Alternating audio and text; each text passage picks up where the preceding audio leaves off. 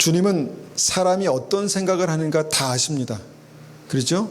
다 아시는 주님께서는 딱 보시면서 내가 믿음이 있구나 없구나를 그 생각으로 아시겠죠. 생각으로 아시겠죠. 그런데 성경을 읽어보면 그 믿음을 생각으로 판단하시지 않습니다. 네 심령을 보니까 믿음이 있구나 믿음이 없구나 이것으로 판단하지 않으세요. 성경을 쭉 읽어보면 네가 구원받은 믿음이 있구나 없구나를 뭘로 하십니까? 열매로 한다는 것입니다. 삶으로 한다는 것입니다. 여러분, 삶으로 잘 살아야 구원받는 건 아닙니다. 그런데 생명을 얻고 구원받는 사람은 그 삶에 분명히 달라지는, 하나님께서 역사하시는, 주님께서 붙드시는 그 믿음의 증거가 있다는 것입니다. 그래서 주님께서는 열매로 그들을 알지니라고 말씀하십니다. 열매. 이게 정말 저에게도 그렇고 우리 여기 계신 분들 한 분 한 분들에게 굉장히 좀 무거운 주제인 것이죠. 그렇다면 나의 구원은 안전한가? 한번 중간 평가한다 생각하시고 한번 말씀을 한번 나누기 원합니다.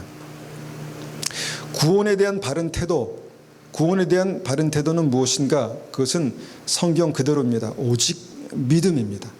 오직 믿음으로만 구원받습니다. 오직 믿음으로만 영생을 얻습니다. 오직 믿음으로만 주님을 만납니다. 그런데 오직 믿음이라는 얘기를 누가 했냐면 성령께서 사도 바울을 통해서 말씀하셨습니다. 오직 믿음으로 의인은 살겠다 이렇게 말씀하셨습니다. 그런데 사도 바울의 이 서신서, 그러니까 성령께서 사도 바울을 통해서 말씀하신 서신서들을 보면 사도 바울에 대한 구원의 관점은 오직 믿음, 우리가 생각하는 믿습니다, 거기서 끝나지 않습니다. 거기서 그 다음 스텝으로 뭔가 나아가는 그런 모습들을 보게 된다는 것입니다. 빌립보서 3장 10절 12절 한번 보겠습니다. 빌립보서 3장 10절에서 12절.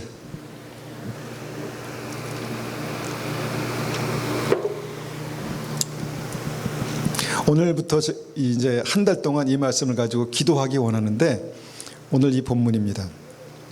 내가 그리스도의 그 부활의 권능과 그 고난의 참여함을 알고자 하여 그의 죽으심을 본받아 어떻게 해서든지 죽은 자 가운데서 부활에 이르려 하노니 내가 이미 얻었다 함도 아니요 온전히 이루었다 함도 아니라 오직 내가 그리스도 예수께 잡힌 바 된 그것을 잡으려고 달려가노라.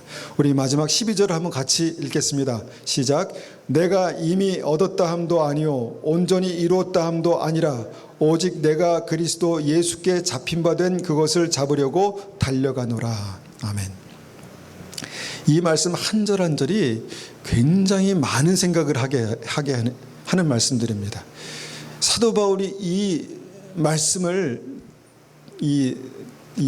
기록할 당시에, 그러니까 성령께서 감동을 주셔서 이 말씀을 기록할 당시에 사도 바울은 어떤 사람이었습니까? 사도였습니다. 사도 바울은 구원 받았을까요? 받았겠죠. 예수님 만났을까요? 만났겠죠. 성령 체험했겠죠. 주님께서 함께 하시는 믿음의 증거가 있었겠죠. 그런데 이 말씀을 보면은 뭔가 내가 다 끝났다라는 어떤 그런 태도가 아니라는 것입니다. 내가 다 이룬 것이 아니라 정말 믿음의 어떤 그 온전함을 추구하면서 내가 지금도 몸부림치고 있다 이렇게 말씀하고 있습니다. 내가 몸부림치고 있다. 사도 바울 같은 분이 뭘 위해서 몸부림치고 있을까? 보니까 어떻게 해서든지 죽은 자 가운데서 부활에 이르려 하노니, 이미 우리는 부활을 믿고 부활을 경험한 사람들이라 그렇게 고백하지 않습니까? 그런데 사도 바울은 어떻게 해서든지 죽은 자 가운데서 부활에 이르려 한다 이렇게 말씀합니다. 그러니까 뭐냐면 죽은 자 가운데서 부활에 이르렀다가 아니라 죽은 자 가운데서 부활에 이르려 한다라고 말씀하신다는 것이죠. 무슨 말씀입니까? 무슨 말씀입니까? 믿고 그 믿은 바가 삶 가운데 지금 나타나고 진행되고 있다라는 것을 말씀합니다. 이 말씀이 우리가 계속해서 몇 주간 나누었던 십자가입니다. 십자가. 어떻게 해서든지 죽은 자 가운데 예수와 죽고 예수와 사는 부활에 이르려 한다.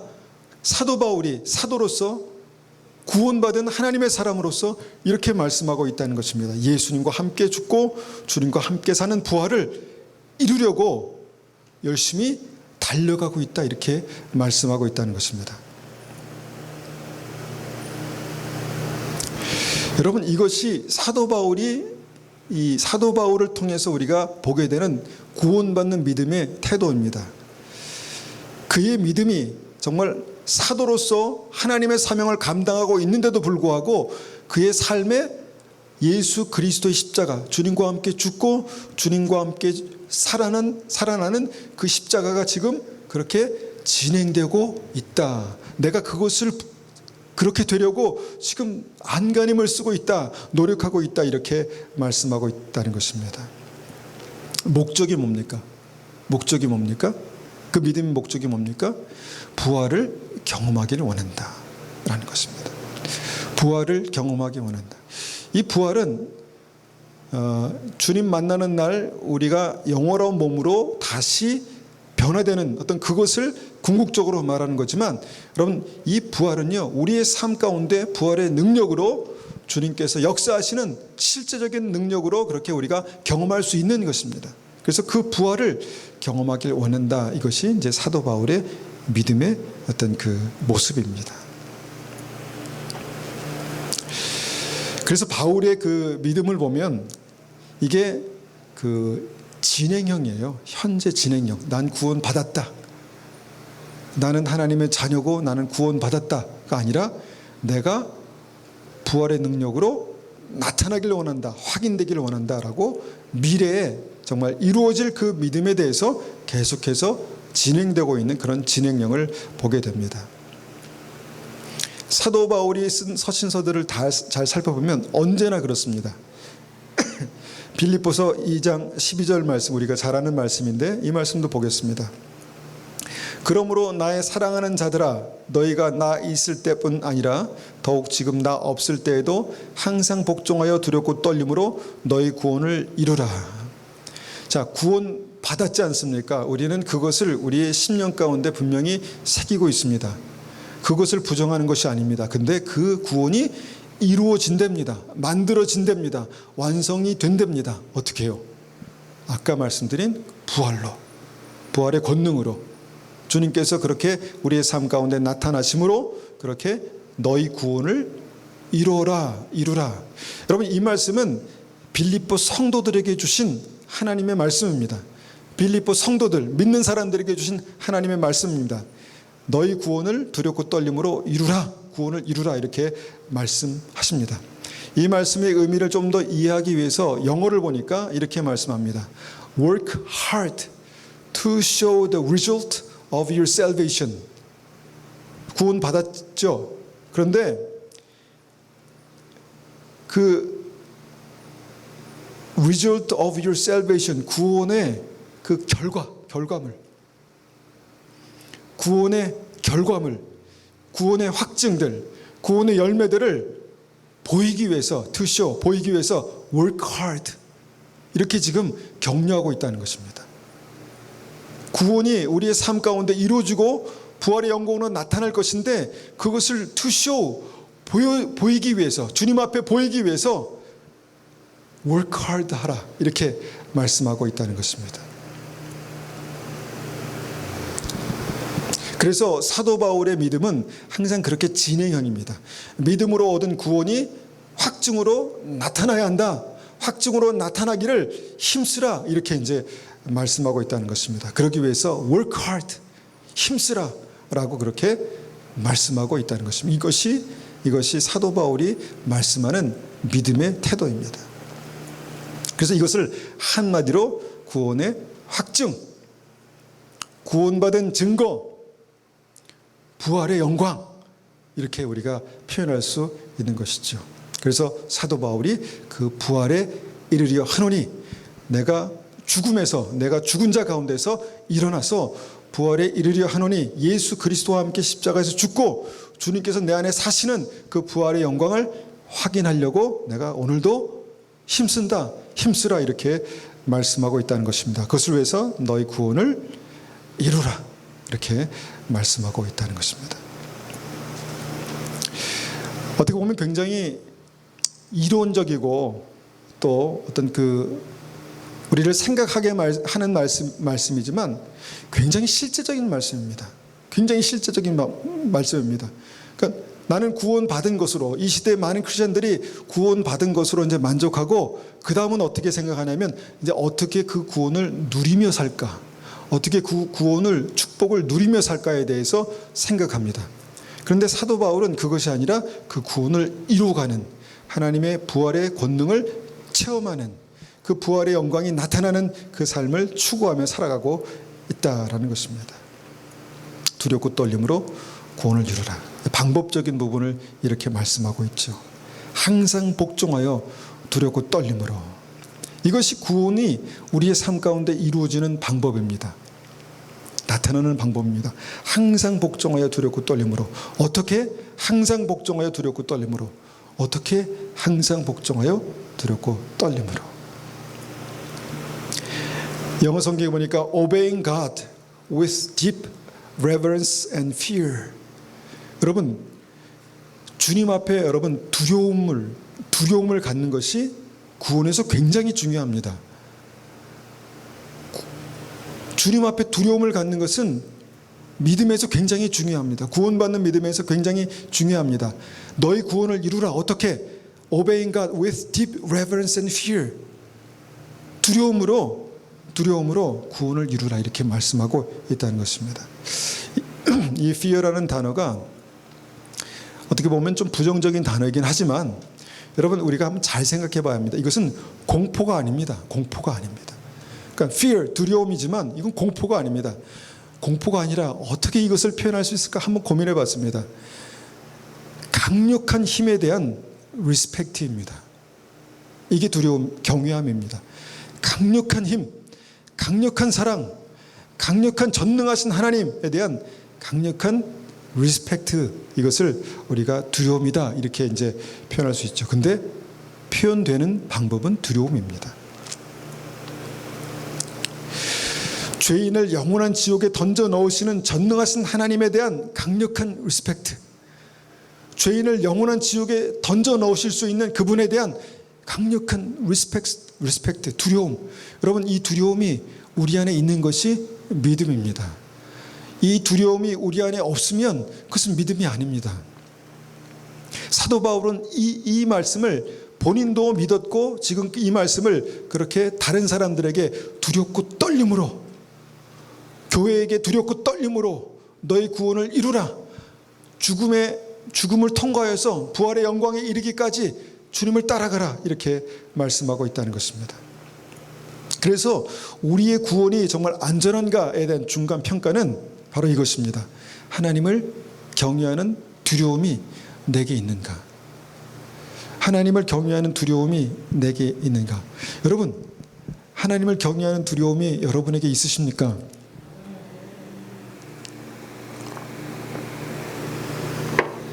어떨 때는요, 제게 그 경외한 두려움이 없어서 너무너무 힘들어요. 그런 경험 해보셨습니까? 경외하는 두려움이 없어가지고 너무 힘든 거예요. 내가 두려워해야 되겠다. 하나님 앞에 경외하는 두려움을 가져야 되겠다. 강력한 리스펙트를 가져야 되겠다.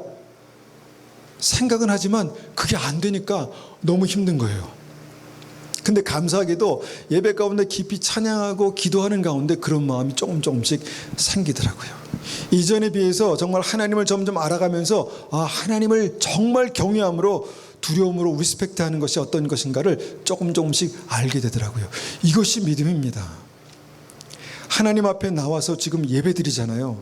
하나님 앞에 앉아서 찬양하잖아요. 그러면 우리 안에 정말 그 하나님에 대해서, 전능하신 하나님에 대해서 정말 두렵고 떨림으로 예배할 수 있는 것이 구원받은 믿음입니다. 근데 그 두려움이 없으면 여러분, 그것은 확인이 안 되는 믿음입니다. 마태복음 10장 28절에 우리가 지난주에도 봤지만, 몸은 죽여도 영혼을 능히 죽이지 못하는 자들을 두려워하지 말고 오직 몸과 영혼을 능히 지옥에 멸할 수 있는 이를 두려워하라. 주님께서 명령하셨어요. 두려워하라고. 지옥을 두려워하라는 게 아닙니다. 죄인을 지옥에 멸할 수 있는 하나님을 두려워하라는 것입니다. 영혼이 지옥 갑니다. 예수님을 나의 구주로 영접하지 않고 만나지 못한 사람은 지옥 갑니다. 지옥을 두려워하는 게 아니라 지옥에 보낼 수 있는 하나님의 권능, 하나님의 주권을 두려워하라고 이렇게 말씀하고 있습니다. 이 두려움을 갖는 것이 믿음입니다. 로마서 11장 20절에도 말씀합니다. 옳도다 그들은 믿지 아니함으로 꺾이고, 이들은 누구냐면 이스라엘 백성들입니다. 이스라엘 백성들, 참 감람나무 이스라엘 백성들. 옳도다 그들은 믿지 아니함으로 꺾이고 너는 믿음으로 섰느니라. 이방인들입니다. 예수님을 믿고 구원받은 이방인들, 그들에게 말씀합니다. 높은 마음을 품지 말고 도리어 두려워하라. 왜냐하면 그들도 아끼지 않았는데 하물며 너희일까 보냐 라고 말씀하시는 하나님, 그 하나님 때문에 두려워하라 하고 명령하십니다. 정말 저에게 그 마음이 정말 충만히 있었으면 좋겠어요. 여러분, 이것은 여러분 공포가 아니라고 말씀드렸잖아요. 공포가 아닙니다. 경외함, 주님에 대한 강력한 리스펙트예요. 존경함. 그런데 그것이 두려움으로 나타나는 것입니다. 아브라함이 100세 때 성숙한 믿음이잖아요. 그 정도. 아들을 제물로 하나님 앞에 예배로 번제로 드릴 정도면 정말 어떻게 보면 쳐서 복종하시는 예수 그리스도 수준의 믿음입니다. 주님의 예수 그리스도의 분량의 믿음입니다. 100세 때 그 성숙한 믿음이 있을 때 주님께서 내가 이제야 하나님을 경외하는 줄 알겠다라고 확인시켜 주셨지 않습니까? 그 두려움이 뭐냐면 바로 fear라는 단어입니다. 두려워함. 하나님을 두려워해서, 네가 하나님을 두려워해서 정말 말도 안 되는 그 하나님의 명령에 네가 순종함으로 네 아들을 그렇게 바치려 했구나. 이제야 내가 알겠다. 이제 네가 정말 나를 fear, 경외하는 줄 알겠다. 주님께서 그때 아브라함에게 그 믿음을 확인하셨다는 것입니다. 그러니까 아브라함의 믿음이 처음부터 그랬을까요? 처음에는 안 그랬을 거예요. 왜냐하면 믿었습니다. 그래서 가라면 갔습니다. 그런데 처음에는 그 수준이 아니었어요. 근데 가면 갈수록 100세가 딱 되니까 이제 그 믿음이 성숙한 믿음이 돼서 이제 그 정도의 믿음이 됐다는 것입니다. Fear. 하나님을 두려워하는 믿음. 여러분, 이게 구원의 증거입니다. 구원받는 믿음의 증거입니다. 믿으십니까? 저는 제가 그렇게 되고 싶습니다. 그래서 늘 막 그냥 움츠려들고, 이게 아니라 주님 앞에 나올 때 내가 어떻게 살아야 되는지 정신을 차리고, 내가 무엇을 하고 무엇을 하지 말아야 되는지 정신을 차리고, 어떻게 살아야 되는지 내가 정신을 차리고 하기 위해서 정말 하나님을 두려워하는 믿음을 갖기를 원합니다. 그런데 이 시대가 그것을 다 잃어버렸습니다. 이 시대 크리스찬들이, 교회들이, 목사님들이 그 두려움을 잃어버렸습니다. 하나님은 사랑이시라. 맞습니다. 그것으로 우리의 믿음이 시작합니다. 그 사랑 때문에 주님 생명을 주셨고 그 믿음으로 구원을 얻었습니다. 구원을 받았습니다. 그런데 두렵고 떨림으로 너의 구원을 이루라 라는 그 말씀에 대해서는 잃어버렸습니다. 왜냐하면 두렵고 떨림을 잃어버렸기 때문에. 여러분, 우리가 여기서 함께 예배드리는 가운데 여러분 그 두렵고 떨리는 그 믿음이 살아나길 원합니다. 저에게, 여러분 한 분 한 분에게 그 두렵고 떨리는 믿음이 살아나길 원합니다. 주님께서 그때 함께 하십니다. 아브라함에게 함께 하셨던 하나님께서 여러분과 함께 하십니다. 여러분, 두려움, 이것이 부정적인 것 같지만 지금 어떤 측면에서 우리가 그것이 공포가 아니라 리스펙트, 하나님을 경외하는 것이라고 말씀드렸는데, 여러분 그 두려움이 없다면 어떻게 될까요? 그게 우리가 잘 알고 있는 어떤 선지자, 어떤 목사님의 스토리입니다. 마태복음 7장 22절 23절에 있는 말씀입니다. 그날에 많은 사람이 나더러 주여 주여 우리가 주의 이름으로 선지자 노릇하며 주의 이름으로 귀신을 쫓아내며 주의 이름으로 많은 권능을 행치 아니하였나이까 하리니 그때 내가 그들에게 밝히 말하되 내가 너희를 도무지 알지 못하니 불법을 행하는 자들아 내게서 떠나가라 하리라. 저도 예외는 아닙니다. 제가 만약에 하나님에 대한 경외, 두려움을 상실한다면 그것을 갖지 못한다면 그것이 점점 아브라함의 분량까지, 예수 그리스도의 분량까지, 죽기까지 복종하시는 그 믿음의 분량까지 자라지 않는다면 그 믿음은 여러분 안전한 것이 아닙니다. 살아있는 것이 아닐 수 있습니다. 여기에 있는 그 사람이 그랬습니다. 주여 주여, 예수님을 주님으로 간절히 찾고 부르는 그 믿음을 보고 있지 않습니까? 주님, 주님. 여러분, 우리는 이것을 믿음의 고백이라고 합니다. 주님, 주님. 이 사람은 그런 믿음을 가지고 있는 선지자였습니다. 선지자. 그 사명을 가지고 살았다는 것입니다. 선지자라는 사명을 가지고 살았다는 것입니다. 그리고 그 사명을 가지고 살아가는 동안 귀신을 쫓아내는 권능도 행했습니다. 어떤 목사님처럼 귀신을 쫓아내는 권능을 가지고 살았습니다. 그리고 많은 능력이 나타났습니다. 이것은 성령의 권능입니다. 그렇지 않습니까? 성령의 권능, 귀신을 쫓아내는 성령의 권능을 가지고 살았습니다. 그런데 한 가지 없는 게 있었습니다. 그 뭐냐면 주님을 경외하는 두려움이 없었습니다.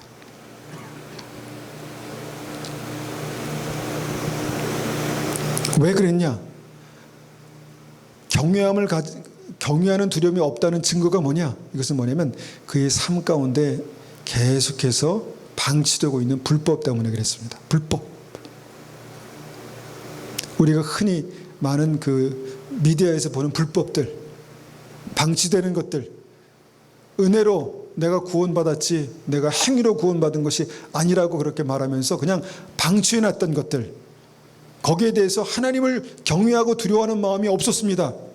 그러니까 내가 믿음으로 기도하고 찬송하고 예배드리지만 또 때로는 권능을 행했지만 그 마음 가운데 없었던 거 한 가지, 하나님을 두려워하는 경외함이 없었다는 것입니다. 그래서 그 불법이 그의 삶 가운데 방치되어 있었는데 주님께서 그 주님, 내가 주님의 이름으로 이렇게 훌륭한 사역들을 했습니다라고 말하는 그 사람에게 내가 너를 전혀 모른다라고 말씀하셨다는 것입니다. 뭐 때문에? 불법 때문에. 뭐 때문에요? 하나님을 두려워하는 마음이 없었던 삶 때문에 그랬다는 것입니다. 내가 너를 전혀 모른다. 여러분, 전혀 모른다는 것은 내가 너에 대해서 모른다. 네 이름, 네가 어떻게 살아, 이게 아니라 너는 나와 상관이 없다라고 말씀하시는 것입니다. 여러분, 열심히 신앙생활하다가 열심히 사역하다가 그렇게 되면 되겠습니까? 안 되잖아요. 저도 그렇게 안 되고 싶습니다. 안 되려고 부단히 노력합니다. 부단히. 그런데 그렇게 안 되는 핵심이 뭡니까? 하나님을 경외하는, 하나님을 두려워하는, 그러니까 정말 하나님을 두려워할 그 적절한 때 하나님을 두려워하는, 하나님을 두려워해야 될 그 상황에서 하나님을 두려워하는 그 믿음을 갖는 것이라는 것입니다. 이것이 구원받은 믿음에 나타나는 중간평가, 믿음의 증거입니다.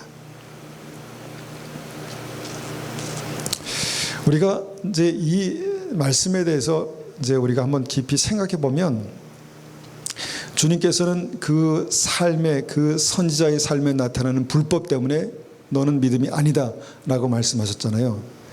우리가 이제 이 부분에 대해서 우리가 이제 야고보서 말씀을 또 한번 생각해 볼 수 있습니다. 여러분, 우리가 행함으로 구원받는 것은 아닙니다. 그죠? 오직 믿음으로 구원받습니다. 100% 믿음으로 구원받습니다. 그런데 야고보서에서는 행함이 없는 믿음은 죽은 믿음이다 말씀합니다. 죽은 믿음은 구원받는 믿음이 아닙니다. 그렇죠? 죽은 믿음은 구원받는 믿음이 아닌데 그 죽은 믿음의 증거가 뭐냐면 행함이 없는 믿음입니다. 행함이 구원받는 믿음의 절대적인 조건은 아니지만 행함은 구원받는 믿음의 살아있는 증거다라는 것입니다. 자, 그러면 여기서 불법이라고 말씀하는 이것은 뭐냐면 그 선지자의 삶에 믿음으로 살아가는 그것이 없었다는 것입니다. 그러니까 불법이라고 해서 우리가 뭐 어떤 법적인 문제에서 문제가 됐나 이게 아니라 불법을 행한다고 말씀하셨잖아요. 불법을 행하는 자라. 그러니까 불법을 행하지만 하나님의 믿음으로 의를 행하는 삶이 없었다는 것입니다. 이게 불법입니다. 그러니까 내가 합법이냐 불법이냐 주님께서 그걸 따지는 것이 아니라 불법을 행하는 자들아, 행함이 없는 믿음이 있는 자야, 내가 너를 도무지 알지 못한다라고 죽은 믿음에 대해서 말씀하고 있었다는 것입니다.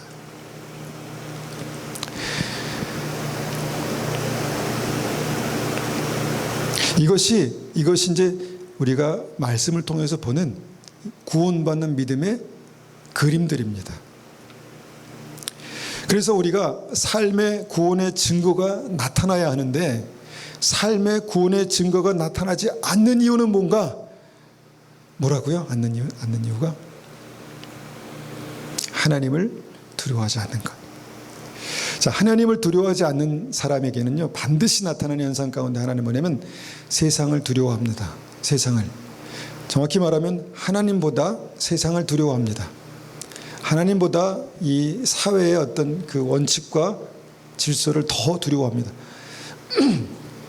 내 생계 어떻게 할까?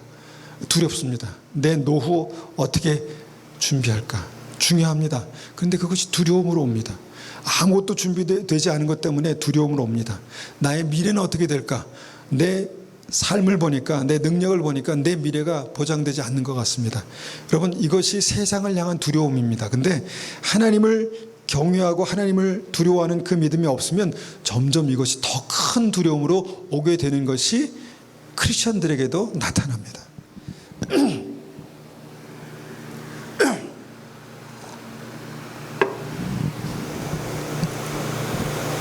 그래서요, 하나님을 두려워하지 않으면 세상을 반드시 두려워하게 됩니다. 그게 삶의 염려로 그렇게 나타나게 되는 것이죠. 또한 삶의 구원의 증거가 나타나지 않는 이유는요, 죄를 더 사랑하기 때문에 그렇습니다. 여러분, 하나님을 두려워하지 않으면요, 반드시 죄를 더 사랑하게 돼 있습니다. 하나님을 두려워하지 않으면 반드시 죄를 더 사랑하게 되어 있습니다. 당연한 것입니다. 그런데 하나님을 두려워하면 절제하게 됩니다. 끊을 수 있습니다. 그런데 하나님을 두려워하지 않으면 죄를 반드시 더 사랑하게 되어 있습니다. 하나님보다 죄를 더 사랑하면, 여러분, 지난주에 멍에에 대해서 말씀드렸죠. 굴레에 대해서 말씀드렸죠. 멍에와 굴레의 차이에 대해서 말씀드렸죠. 굴레가 꿰는 것입니다. 그리고 사단이 그 죄의 굴레로 우리를 끌고 가는데 거기가 지옥입니다. 하나님을 두려워하지 않으면 반드시 죄를 더 사랑하게 되어 있습니다. 한번 내가 평소에 좋아하는 것들을 한번 꼽아 보십시오. 내가 평소에 좋아하는 것들. 요새 좋아지기 시작하는 것이 이제 전 테니스. 네, 테니스고. 또 한번 꼽아 보십시오. 뭐가 있습니까? 좋아지기 시작하는 것들. 한번 꼽아 보십시오. 한번 이런 고민했습니다. 내가 좋아지기 시작하는 것들이 뭔가 이렇게 보면서 이것이 나의 믿음을 지키기에 안전한가를 한번 생각해 봤습니다. 난 참 좋습니다. 뭐 이거 정도는 어때? 라고 생각하는 참 좋은 것이 이제 좋았는데, 이것이 내 믿음을 지키기에 안전한가? 다시 말하면 내가 좋아하는 것들, 내가 정말 놓고 싶지 않은 것들, 이것들이 내 발걸음을 더 주님께로 한 걸음 한 걸음씩 더 가까이 가게 만드는가? 아니면 한 걸음씩 뒤로 물러서게 만드는가? 우리가 이것이 죄고 이것이 아니고, 이것이 죄고 이것이 아니다, 이것에 굉장히 민감해하지만 결국은요, 여러분, 하와가 아마 그랬을 것 같아요. 동산에 있는 모든 실과를 다 따먹으라고 했지만 선악과 먹지 말라고 했지. 근데 선악과를 한 입 정도는 괜찮을 거야 라는 생각을 했겠죠. 근데 그 한 입이 결국은 하나님과 하와의 관계를 단절시키는 그런 결과로 나타났습니다. 우리의 삶 속에 뭔가 내가 놓고 싶지 않지만 정말 내 삶 속에 좋아지는 것들이 나를 더 하나님께로 가까이 가게 만드는가, 하나님께로부터 더 멀어지게 하는가, 이것이 바로 우리가 죄에 대해서 우리가 한번 고민해 봐야 될 문제들입니다. 그래서 죄를 사랑하는 만큼 우리는 하나님을 사랑하지 못하게 됩니다.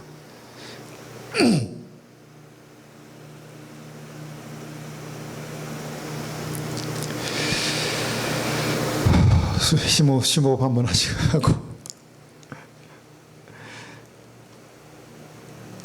우리 안에 그 죄에 대한 습관들이 있잖아요. 죄에 대한 습관들. 여러분, 여기에 대해서 우리가 하나님을 두려워하는 믿음이 필요합니다. 그런 기도가 필요합니다. 하나님, 정말 주님을 두려워하는 믿음으로 이 죄에 대한 습관들이 완전히 끊어지게 도와주십시오.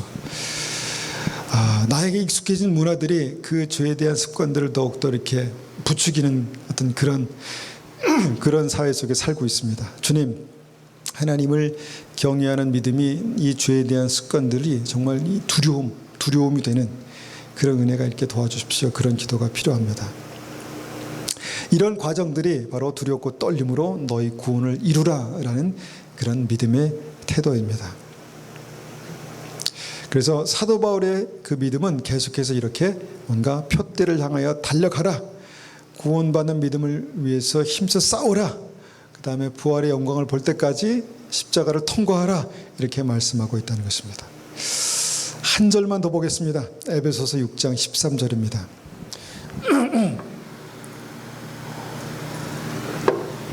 자, 사도 바울이 말씀하는 그 구원에 대해서 우리가 이해하기 위해서 우리가 한 말씀 보고 있습니다. 6장 13절 한번 같이 읽겠습니다. 시작. 그러므로 하나님의 전신갑주를 취하라. 이는 악한 날에 너희가 능히 대적하고 모든 일을 행한 후에 서기 위함이라. 여러분, 전신갑주를 취하라는 이 말씀이 그냥 옵션으로 너희가 믿음을 가지고 있는 사람들에게 한번 이 전신갑주도 입고 하면 더 좋지 않겠느냐라고 제안하시는 걸까? 아니면 너 꼭 이것을 입어야 돼, 입어야지 살 수 있어 라고 말씀하시는 걸까요? 이 말씀 보면은 전신갑주를 취하라. 이는 악한 날에 너희가 능히 대적하고 모든 일을 행한 후에 서기 위함이라. 여러분, 능히 대적하지 못하면 어떻게 될까요?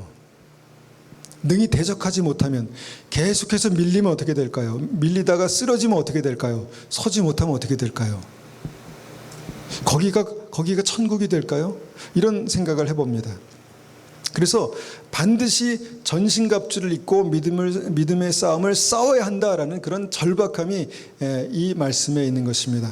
왜냐하면 악한 날에 싸움이 있기 때문에, 악한 날에 정말 영적인 싸움이 있기 때문에 반드시 전신갑주를 입고 이 믿음의 싸움을 싸워야 한다라고 격려하는 것입니다.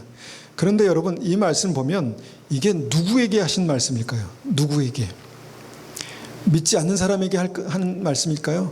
아니라는 거죠. 왜냐하면 에베소서 6장 17절에 전신갑주가 뭐냐? 바로 구원의 투구라고 말씀합니다. 구원의 투구, 성령의 검,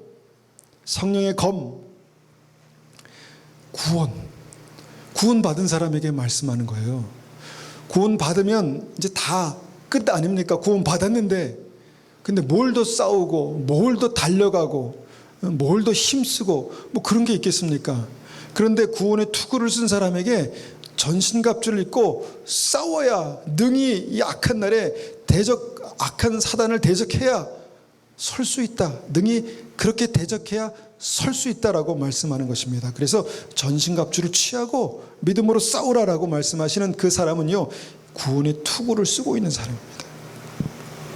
성령의 검, 성령 받은 사람입니다. 성령께서 역사하시는 사람입니다. 진리의 허리띠, 복음에 예비한 신, 복음을 듣고 진리를 알고 있고 믿음이 있고 의롭다 칭함을 받고 크리스찬입니다. 크리스찬.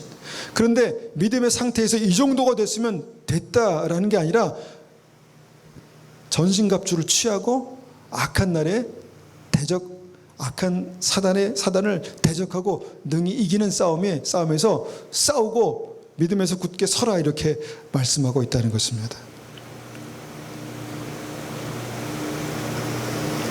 사랑을 믿는 사람들이 내가 너를 알지 못한다라고 말씀하신 그 선지자처럼, 아니면 어떤 우리가 비판하는 어떤 그런 목회자처럼 악한 날에 능히 사단을 대적하고 이기지 못하면, 서지 못하면 어떻게 될까요? 내가 너를 모른다라고 말씀하실 수 있는 게 성경에서 말씀하시는 이 사도 바울이 말씀하는 믿음에 대한 태도입니다. 이게 믿음에 대한 태도라는 거예요. 내가 구원받고 세례받고 내가 열심히 있고 그러면 됐다라고 생각해서 우리는 이제 주일날 예배드리고 그 다음에 그 나머지 시간들은 내가 어떻게 살아갈까, 어떻게 내가 노후를 준비할까, 어떻게 내가 성공할 수 있을까, 이런 고민들을 하지만, 여러분 그것을 하지 말라는 게 아니라, 여러분 그런 삶을 살아가고 있지만 마치 요셉이 노예로서 그냥 열심히 남의 일을 그렇게 봐주고 있지만 그 가운데서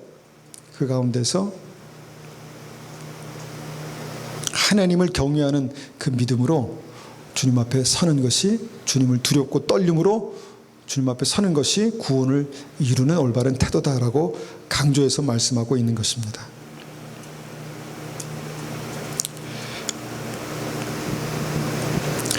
우리가 좀 이 말씀을 좀 무겁게 받을 필요가 있는 것 같아요.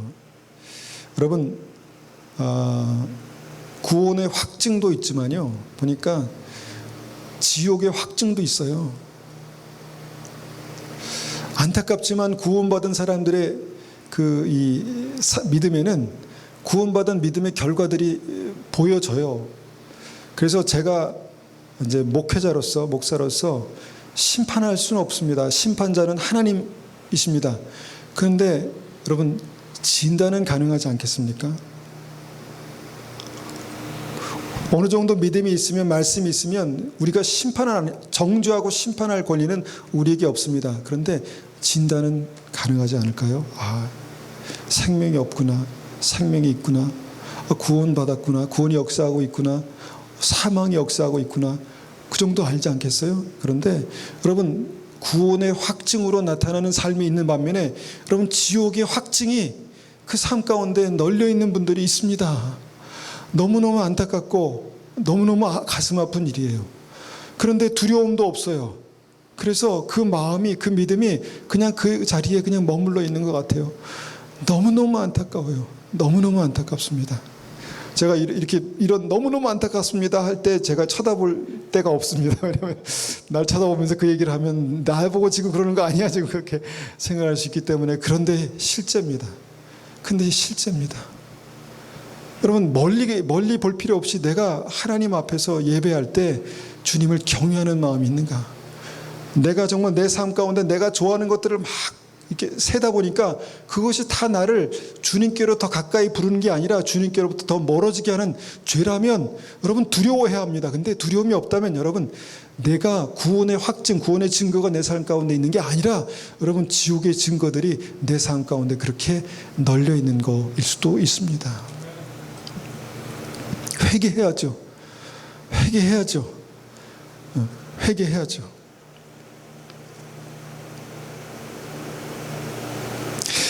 말씀대로 악한 날에 치열한 싸움이 있다고 말씀하는데 지금이 그때라고 믿습니다. 정치, 세계 정치, 어떤 과학의 변화, 경제 보더라도 정말 지금이 그때다. 깨어라. 도적까지 오신다를 기억해야 될 말씀, 기억해야 될 때가 지금이라고 믿습니다. 여러분, 지금 많은 사람들이 그 치열한 싸움 한가운데 살고 있는데 그 치열한 싸움에 내가 지금 싸우고 있다는 걸 몰라요. 특히 하나님을 경외하지 않는 어떤 믿음의 사람들은요, 그냥 쓸려가는 거예요. 그냥 딸려가는 거예요. 너무너무 안타깝습니다.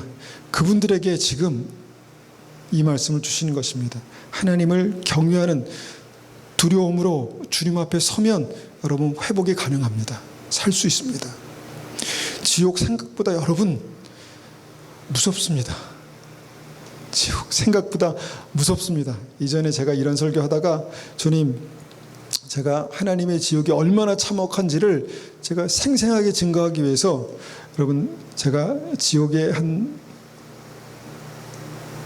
1분만 너무 길면 안 되니까 1분만 갔다 오게 도와주십시오 이렇게 기도했던 적이 있습니다. 그런데 그런 분들이 있더라고요. 갔다 왔다는 사람. 그런데 그런 그 영상들을 보면 사람들이 뭐라고 얘기인지 아세요?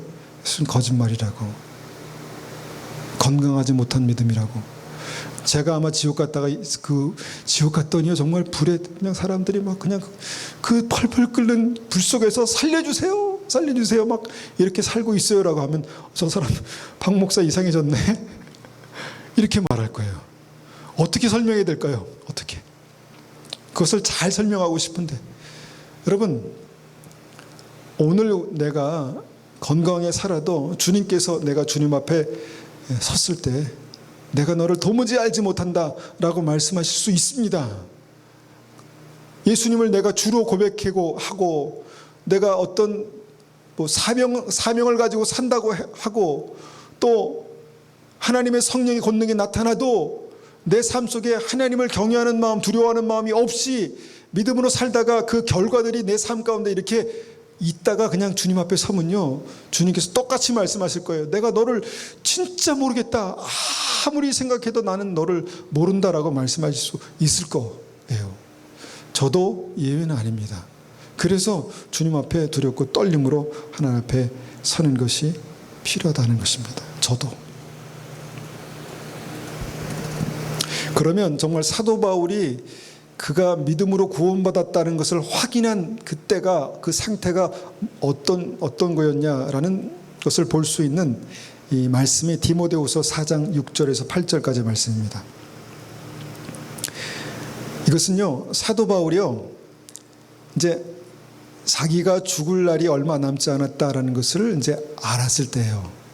그러니까 믿음의 사람들에게는 아마 그것을 알게 하시는 그런 은혜가 있는 것 같습니다. 믿지 않는 사람들도 이제 내가 살 날이 얼마 안 남지 않았다 이런 것을 아는 것처럼 믿음의 사람에게도 정말 그때가 나 이제 주님께 갈 때가 얼마 남지 않았다라는 것을 알 때 그때 이제 이 말씀을 기록한 것입니다. 자 6절입니다. 나는 이미 하나님께 내 삶을 바쳤고 이제는 이 땅을 떠날 때가 되었습니다. 나는 선한 싸움을 싸웠고 내가 달려야 할 길도 끝냈으며 믿음도 지켰습니다. 이제 내게는 영광의 면류관을 받는 일만 남았습니다. 그 면류관은 하나님과 함께하며 의롭게 살았다는 표시로 주시는 상입니다. 여러분 아마도 우리가 이때가 돼서 이런 고백을 할 수 있으면 이제 수고했다 잘했다 착하고 충성된 종아 라고 말씀하실 아마 그때쯤 될 것 같아요. 그런데 그때가 되기 전까지 사도 바울은요 아까 말씀드렸죠. 내가 지금도 내가 몸부림치면서 싸우고 있다. 달려가고 있다. 내가 지금 그 표대를 향하여 달려가고 있다. 내가 지금 그렇게 되기 원해서 내가 정말 힘쓰고 애쓰고 있다라고 말씀했다는 것입니다. 그리고 그런 과정 속에서 이 고백을 했다는 것이죠. 나는 선한 싸움을 싸웠다. 구원받은 다음에 구원의 투구를 쓰고 내가 선한 싸움을 싸웠다. 내가 전쟁을 치렀다. 싸웠다. 이렇게 말하는 것이죠. 내가 그때 구원을 받은 이유도 내가 달려갈 그 길을 계속해서 달려왔다라는 거예요. 그리고 내가 믿음도 지켰다. 여러분 지킨다는 게 뭡니까? 지켜야 하니까 지켰다는 거 아니겠습니까? 그러니까 지금 우리가 일반적으로 생각하는 그 구원받는 믿음에 대한 태도와 이 사도 바울의 어떤 구원받는 믿음의 태도가 많이 틀리다는 거예요. 우리는 내가 정말 치열하게 영적인 싸움을 싸워야 되는 이유도 별로 없을 수 있고 나는 구원받았기 때문에 내가 지금 치열하게 주님과 함께 달려가야 될 어떤 그 달려갈 길도 없을 수 있고요. 내가 믿음으로 구원받았는데 믿음을 지킨다? 이게 뭘까? 이런 생각도 할 수 있다고 봅니다. 그런데 사도 바울은 계속해서 이런 고민들을 하면서 달려갔다는 것입니다. 여러분 이런 고민들이 우리 삶 가운데 반드시 있어야 합니다. 반드시 있어야 합니다. 달려가야 할 길이 있습니다. 여러분, 어디로 달리겠습니까? 무엇을 위해 달려가야 합니까? 어떻게 달려가야 합니까? 달려가야 될 길이 있습니다. 여러분, 싸움이 있습니다. 무슨 싸움입니까? 나를 힘들게 하는 그 사람과 내가 어떻게 말싸움으로 이길까? 그런 싸움 아니잖아요. 어떻게 싸워야 합니까? 사도 바울은 정말 구원받은 하나님의 사람, 사도가 이런 고민을 하며 살았는데 나는 왜 그런 고민을 못할까요? 여러분, 이런 고민이 있어야 구원받는 믿음을 가지고 살아가고 있는 것입니다.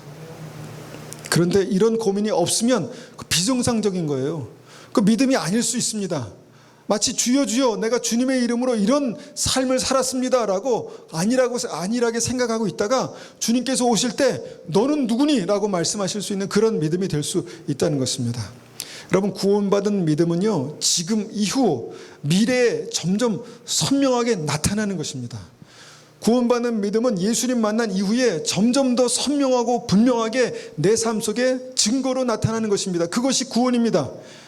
확신으로 시작하지만 삶의 확증으로 나타나는 것이 구원입니다. 그런 은혜가 여러분에게 있으시기를 축원합니다.